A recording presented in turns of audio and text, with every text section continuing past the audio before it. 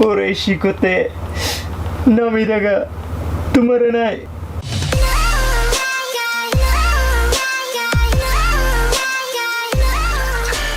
What's up mga hitsuraan, mga choy, mga chay? Hitsuraang Kulisaw ini making HK tutorials today, and today we're just going to relax and let's try to read some hiragana. I want you to listen to this song, try to sing this one too because I translated it to Japanese, so I hope you guys like this song. This song is Bisan pa. Translated into Japanese, I called it Even Though. I want you guys to read the lyrics so that we can proceed to the next tutorial. Here is the video.